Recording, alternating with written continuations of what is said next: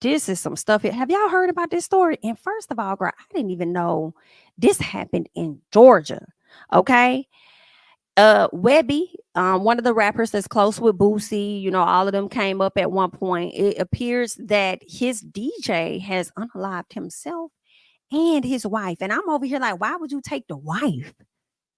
Why would you why do people do stuff like that? Like, take yourself.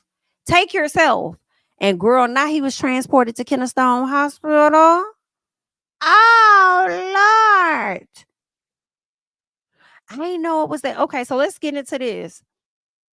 Girl, I didn't even know I didn't know it was in Georgia at first. My silly self thought that it was in Louisiana because that's where Webbie is from. Okay. The guy, not only did he unalive himself, and the first thought I had, no, he unalived himself and his wife. And then I heard that he made a diss track or something to Webbie. And then I'm hearing there's this long Facebook post speaking against Webbie.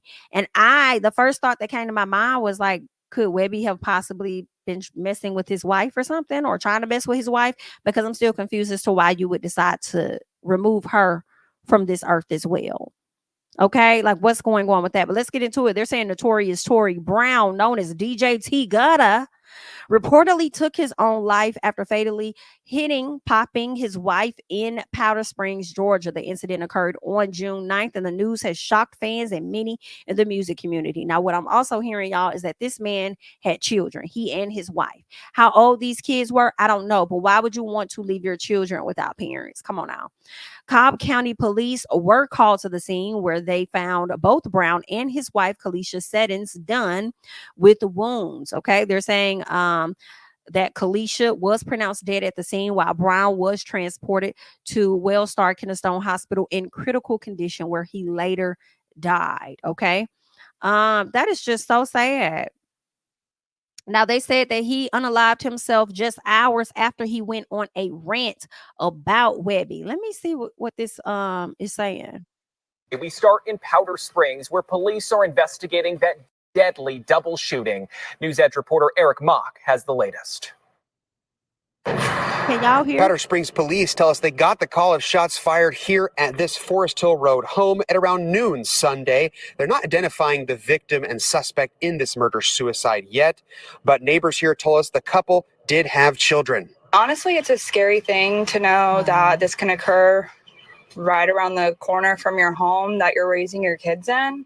Haley Moss says it's scary knowing a murder-suicide happened just down the street from her. Thursday, she was out here and on her phone, and, you wave because everybody's so busy. Hey, but just to pull up today and see this is just devastating. And devastating, yeah. Really devastating. Fellow neighbor Randa Copeland says that was the last time she saw the neighbor who lived at this home on Forest Hill Road alive. Powder Springs police investigators say the woman who lives here was killed by a man before he turned the gun on himself. Police say the man was first taken to the hospital in critical condition, but at last check, police said he wasn't expected to survive. Copeland says she would see the woman often with her kids. I'm just at a loss of words right now. I'm thinking about the kids. She was really sweet. And I would say a good mother in a sense, because I always saw her with her kids playing and, getting them for school, things like that. So, but she was a really sweet person.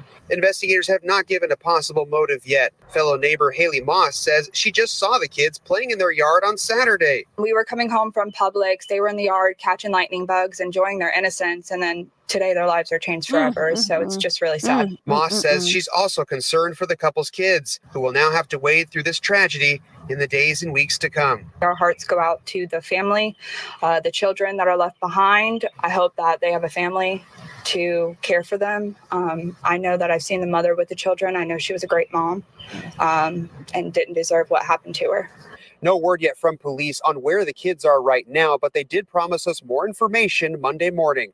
We're going to keep you updated on this developing story. Reporting in Cobb County, Eric Mock, Fox 5 News. Terrible, y'all. So let's get into more. Okay, they're saying the hours leading up to the incident, Brown took to Facebook to unleash a scathing critique of his former employer, which was Webbie. Okay, He described it as a living hell. So let's get into this. He says, dog, DJing for Webbie is a living hell. First, the NIGGA don't want to pay.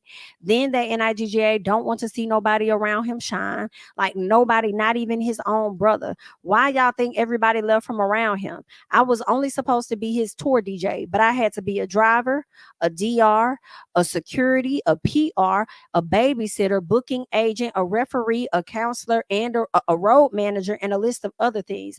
But yet this NIGGA didn't appreciate none of it. I did all that SHI with a smile on my face in front of thousands every night, but I was dying inside. All the times he had seizures on the planes, on stages, in the hotels. Who y'all think was there? Me. Because his family ain't want nothing to do with him.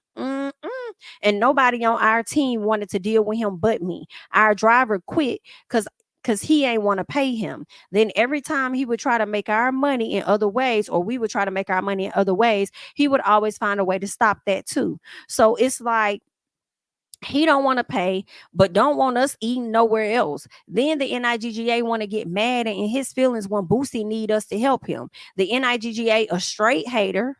I can't remember how many times he's told me he don't want nobody blowing up off his name.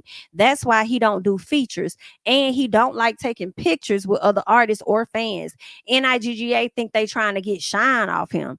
It was days I straight dreaded going on tour with him. The NIGGA complains about everything. Being around him is like having to take care of my kids. Being around him is like having to take care of my kids. And now you're not even there to take care of your kids. Child, that is horrible. We had to remind him every day to take his medicine or to not do some stupid SHI. The NIGGA would do some stupid kitty SHI and be like, gotta record me doing this. And the SHI would never get better because his brother Derek, super unit, just makes excuses for him, even though he be mad he don't pay him either. The SHI on the road was so bad, our longtime manager had a stroke and all. Then the producer for Savage Life 6 had a brain aneurysm or something in that nature because he was stressed and all. Webbie wanted him to produce the whole album but not pay, and didn't want to do the split sheets or nothing. NIGGA say it's my songs, I should get all the money. What? He said it's his songs, he should get all the money? Absolutely not. You are too full of yourself. You do have some things going on up here, baby. Talking about you don't want nobody to get shine off your name, so you don't take no pictures, do no features. You hurting yourself. He says, and yes, he has a health issue that causes him to have seizures, but the gets 10 times worse. I guess he meant to say it gets 10 times worse when he snort that dope. He gotta be the worst artist to DJ for. Yes, I DJed for him for 10 years, but I was always hoping it would get better, or another major artist would recognize my talent, but he blocks everything. I never asked dude for SHI. I came around with my own everything. The super unit SHI is the biggest piece of bullshit. He says that SHI is only designed so Derek can get paid while everybody else do the work. He promises to help artists, but never do. It was some good times, but it was more bad times than anything. I never in my life met somebody that complained more than him. That NIGGA straight up miserable. Okay, so this is what he said, and that is so sad. And he said this post hours before he decided to unalive himself. It sounds like he had fallen on real hard times, but see, I can't. Webbie, I can't. I hate that this man took his life, but I also hate that he allowed Webbie to have so much control over his. You know, get from around him. I mean, like the fact that it seems like at some point, well, now you can't do nothing because you're not here anymore, but you just put so much in his hands off of his name. You could have easily just stopped working with him altogether and just went and worked solo with Boosie. You could have just easily been over there and just, I'm just gonna, I can't do him. I'm gonna be over here. You gave him too much power over you in my personal. You waiting for other folks to see your talent. You could have got out there and did something else. You know, I mean, and when I say did something else, like you could have got out there and really try to connect yourself with other artists, maybe some up and coming. I feel, and that's crazy. You got this well-known artist that don't want to pay, but then you got some up and coming artists that will likely get you paid. You didn't have to stick with him because of who the hell he was. So I do feel like as much as you're putting fault on him, you also admit to being, I mean, well, the man's not here. I'm talking like he's here. But he also admits to like constantly showing up and being by his side. So I just feel like you were doing yourself a disservice. And I hate that it took you so long to realize that after 10 years, a decade of your life, working for somebody that wanted to keep you down. And one thing about it, when you're around people long enough, you see who they are. It really don't take that long.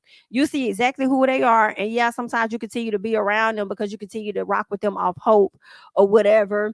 Or whatever you got in your head, not wanting to break up the friendship or the business thing or whatever. Like, girl, sir, whatever, choose yourself. Go ahead and choose yourself and get on. So yeah, I really hate that. I hate that he experienced that before he expired, but I also hate that he also put himself in that situation too. Yikes.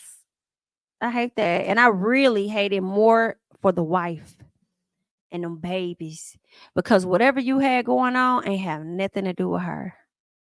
And that lady, oh, that just hurts me because you did this on a Sunday around noon. That lady probably was getting up thinking about the activities and things she was going to do with her kids this summer, stuff that they were going to do, whatever. She probably had plans for that.